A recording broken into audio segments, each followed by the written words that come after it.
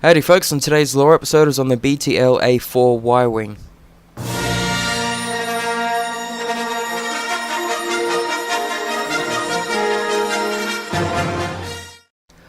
Hey everyone, just on the previous Y-Wing episode, I know I said I was going to be doing another episode on the Y-Wing, but it's being similar, but it's not the same one.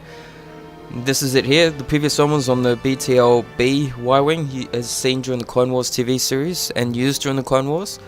This is the video now on the BTL-A4 Y-Wing, which was a later model, which was probably brought in towards the end of the Clone Wars, I think. I'll probably find out when I go through the lore video. I probably should. I can't remember. Some of the times.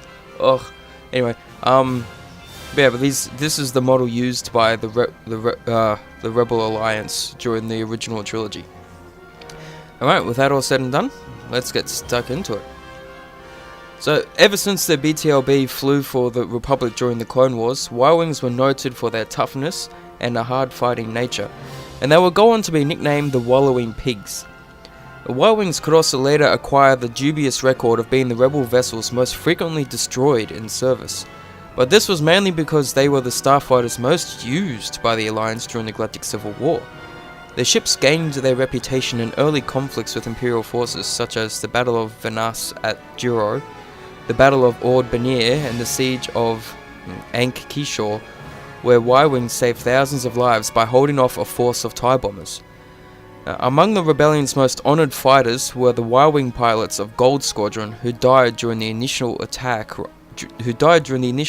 run on the first Death Star.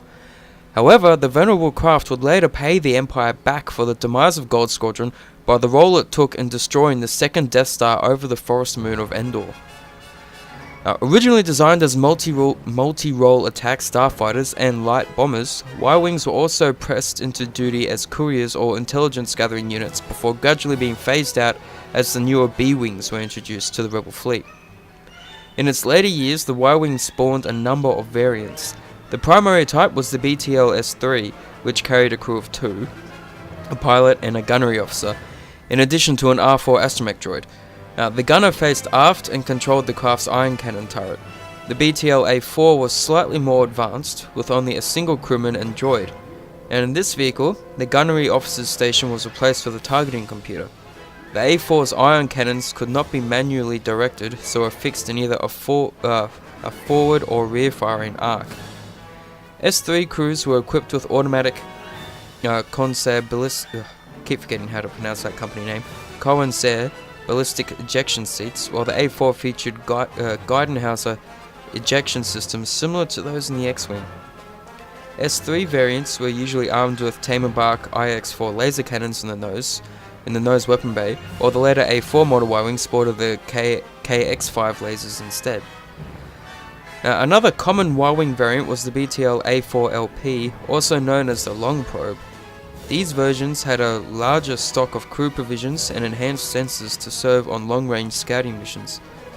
Some modified Y-Wings also had detachable cockpit modules that could operate as limited repulsor lift vehicles. Always short of supplies and never ones to waste material, Rebel technicians also used Y-Wing components in modifications to the T-47 Snowspeeder, taking the cockpits from BTL-S3s and fitting them together with sections of recycled Y-Wing armor along the hull. Now, the Y-Wing's reputation for toughness was well deserved. Its fuselage was constructed around a titanium-reinforced alloy steel hull. In its original form, the Y-Wing was sheathed in a series of modular body shell panels. With the constant maintenance the craft required, Rebel technicians soon decided to strip away this covering, exposing the ship's superstructure. Throughout its long and eventful service, the Y-Wing bore the brunt of some devastating deep space conflicts with Imperial forces, and even with much of its exterior paneling removed, the vessel was still hard-wearing. While the strong Chempart deflector shield generator, mounted at the rear of the main fuselage, served to absorb a lot of damage in the thick of battle. Enemy pilots hoping for an easy snapshot kill were often surprised to watch their laser blast spark off the Y-Wing's hull. Like their predecessors, the later Y-Wings were armed with 3 distinct weapon systems and could dish out punishment as well as take it. The primary guns were twin Tamerbark laser cannons mounted in a forward arc, running the length of the cockpit module. Above and behind the cockpit canopy, a small turret housed a single set of Armech ion cannons. In addition to these armaments, 2 Arakid flex tube proton torpedo launchers were set in a forward position. These were mounted in a ventral bay beneath the cockpit, and this section of the hull could be replaced with launch racks and loaders armed with heavyweight space bombs, missiles, or other munitions as missions required them.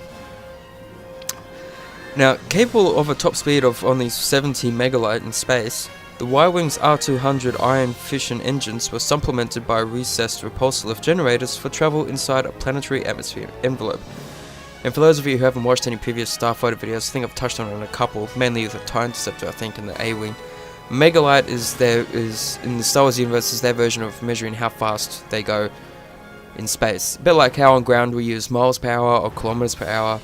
In the Star Wars universe in space, mainly with the Starfighters, they use Megalight. So whereas I think the A-Wing had a top speed of 110 115, the Interceptor was 120 Megalight, and the Y-Wing was only 70. Now, for the most part, speed was not the Y-Wing's strongest asset. For interstellar travel, the Starfighter was fitted with a Corsair R300H hyperdrive motivator. Now, this Class 1 unit was controlled through a Sub-Pro NH7 flight avionics package. The main power came from a series of Thiodyne O3R cryogenic power cells mounted in the crosswing, which in turn fueled the ship's internal ionization reactor. The reactor, a Novel Dex power generator, featured a powerful coolant pump that could maintain its operating temperature even under the toughest conditions.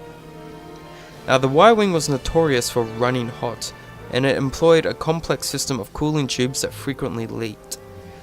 Aft of these components, the Y-Wing also utilized a ducted tachyon exhaust ring for the hyperdrive system.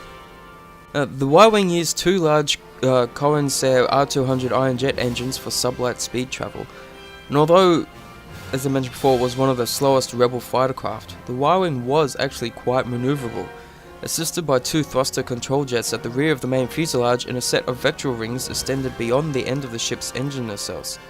And these redirected exhaust gases to vector the craft sharply on its axis. So even though it was slow, it was still quite maneuverable, and that actually helped it maintain at least a fighting chance in dogfights.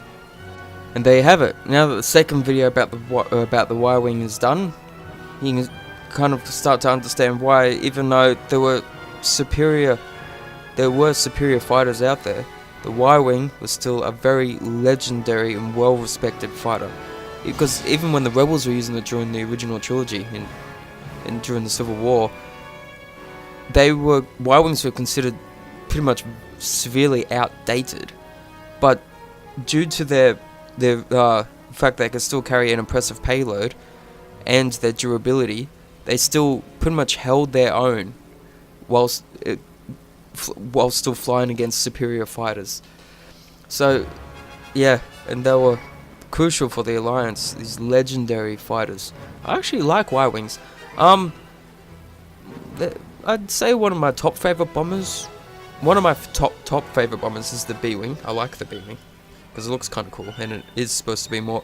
I think it's a bit slower. Probably not sure about. Probably a bit less durable than the Y-Wing, but it's got a smaller silhouette and has a bigger payload. But yeah, the Y-Wing is still one of my favorite fighters, just because it was so durable. But anyway, that is the video about the BTL-A4 Y-Wing with some of the variants used by the Rebel Alliance. So if you like the video, be sure to drop a like, subscribe if you're new, and I'll leave a comment, let me know what you thought of the video, and I'll talk to you all in the next one. Later.